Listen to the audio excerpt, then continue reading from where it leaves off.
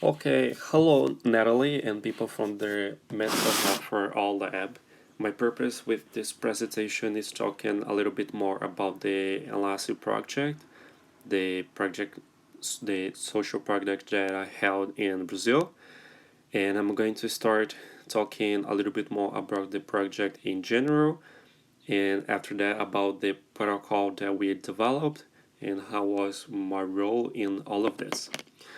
I like to start talking about the history of my hero, this little boy in the center of this picture. His name is Giovanni, and he suffered with a lot of psychosocial pressures as he lived a lot of years with an alcoholic and aggressive dad. He lives with his grandparents today, but he still face a lot of psycho-emotional instability, and with the lack of supporting and not being able to drain these bad feelings away, like talking to some friends, he was feeling a lot of loneliness. And we this scenario was that we were seeing in a lot of kids that we work. They face a lot of psychosocial pressures, overwhelming traumas, and in the surface, we call that on them as anger, sadness, or maybe we were able to see some scars on the skins through self-harm. They also had a lacking of support and wasn't able to drain this feeling away. Once the people they try to ask for help, invalidate those feelings as saying, "Oh, that's nothing. Don't worry, everything is going to be fine," or even facing the taboo to talk about mental health that ultimately make them feel loneliness. And our first problem in the Enlace project was the this problem wasn't only in our city but in Brazil as a whole. We were facing an increased rates of mental suffering, mental illness, and suicide. And national research pointed out that 54% of young people were feeling anxiety, 30% depression, 12% refer self-harm and or suicidal thoughts during the pandemic time. And when these youth people were asked how can the health system help them with the effects of the pandemic in their health, and the first thing they pointed out, even above vaccination, was psychological support in schools. And we saw that this was a huge problem when we looked in the of official data from our healthcare system, and we saw that in the last 10 years we face an increase of 70% in the numbers of suicide. And also we had a second problem that was the lack of access for children and adolescents from periphery, as I can say, to poor neighborhoods, to mental health care services, but we didn't advance so much in this topic, although we started to work with the city and state health secretary. So I'm not going to talk too much about this.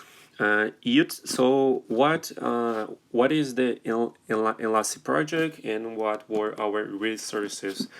In the formal way to say, we were an extension project by the Mental Health Observatory of my university, that is the Federal University of Rio Grande do Norte.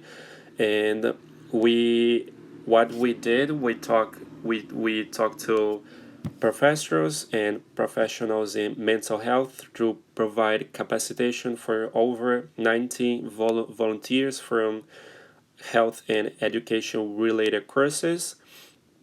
And with the partnership with the city and state health secretary, we were able to go to 12 public schools in poor areas of my city, helping over 1,500 children and adolescents.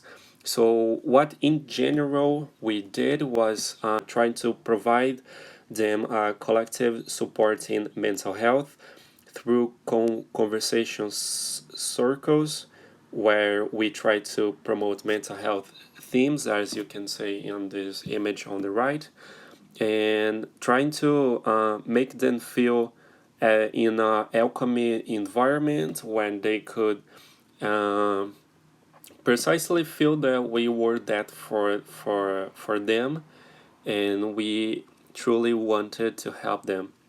And we try to communicate with dynamics and funny plays, trying to address these adolescents and children in a language they feel comfortable.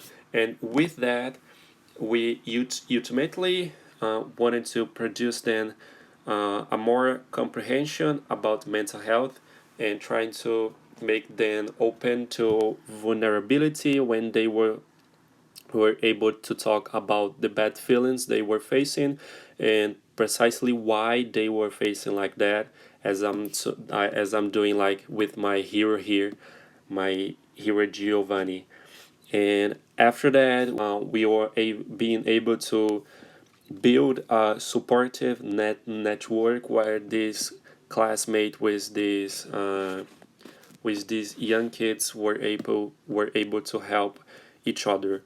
And after the first year of the project, we developed a protocol how we could better address these mental health moments with these kids in their classrooms, and we have a meeting structure of every intervention, and 6 days is structure of intervention that we saw that was the perfect structure for our project in the moment. I will start with the meeting structure, and we usually started with a disconnection when we enter in the classrooms. We try to do an ice break dynamic to um, make them feel inside our moment. Many of them were coming from recreation time or from another classes, and we trying to make them focus in our intervention. After the second day, we had a review of the last moment, and after that we started with an introduction about um, a general topic, and after that going deeper into a subject that were making them feel more reflexive or thinking more about what they were facing in their lives. In the end, we had a reflex about the moment that we lived with them and have some forwarding for the next meetings, and that was usually homeworks. So in our 6 days of in intervention protocol, we started in the first day as a general introduction to mental health. So what is mental health? What which words you use to define mental health in your life, and what is feelings? How do you comprehend feelings in your life, and why can't we avoid them?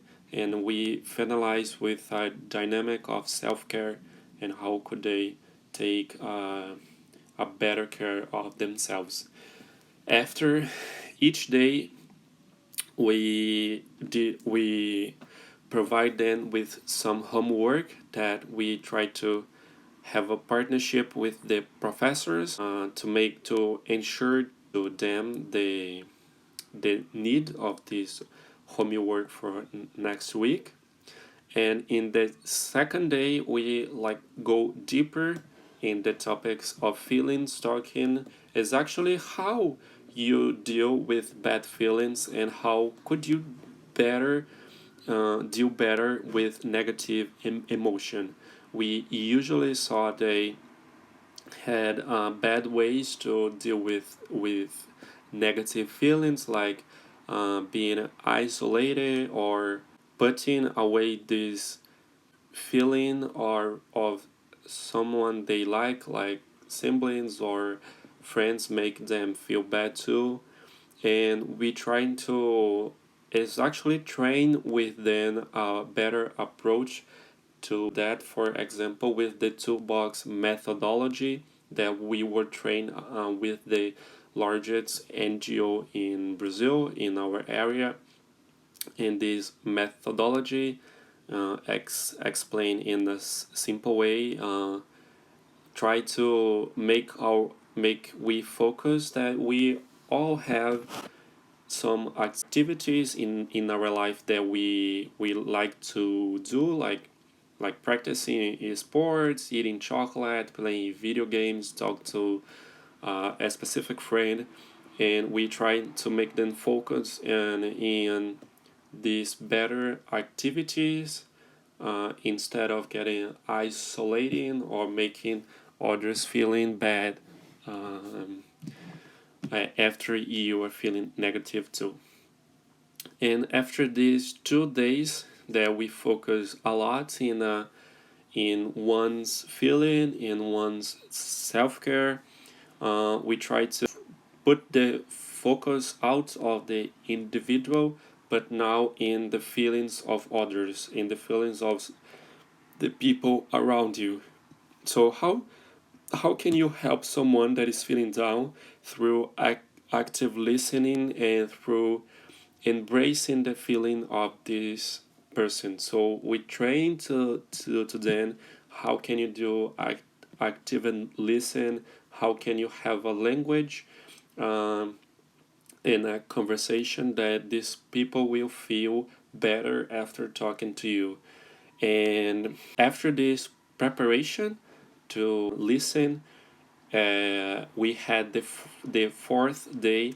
There was the moment they had to talk about what they feel in their life. Was anger, was fear, was anxiety, was sadness, and precisely why are you feeling like that. So we heard a lot about like structured families. um, as we work in vulnerable areas, in poor areas, we saw a lot of violence, of negligency of their families towards them. So with this, we were trying to make them see that they face similar problems in this context.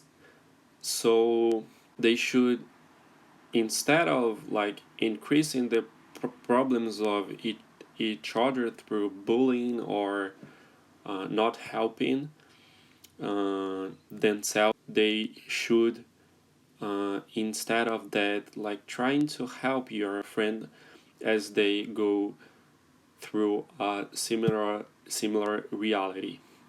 And in the fifth day, we try to bring out the protagonism to the school. So the enlace project was not ahead of this intervention day, but the professors was responsible to made a fair seminar, a moment of intervention with these kids, and we try with that to make the school feel responsible for that change they wanted to see in their community.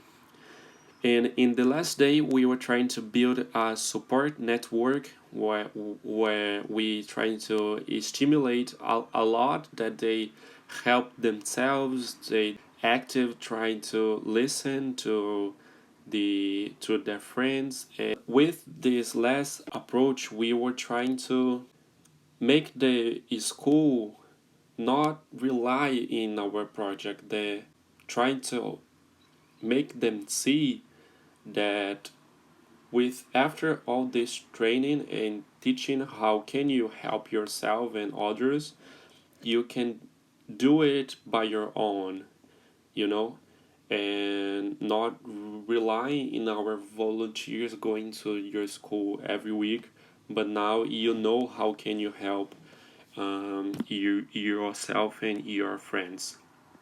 And with that we have some good results. They are mainly empirical and not professional, so I'm not talking a lot about numbers, but we were able to reduce the mental illness, the signs of mental suffering, as they were referring feeling less sad and less anxious, and we were able to prevent self-harm and suicidal thoughts, and also build this supportive network when they feel less loneliness. And this is a picture of our volunteers, and my role of this is actually um, to make this machinery work. So I was mainly the brain of this organization. I try to stimulate every stakeholders as the schools, the students, the volunteers, the professionals, the health secretary, the families to talk about what they see as a necessity to talk about mental health with these kids. And my job was is actually to stimulate different thoughts and perspective, and I tried to gather them in a good result. And one of those it was this protocol that we developed after 1 year of experience. So that was a little bit more about the last project, and thank you for your attention.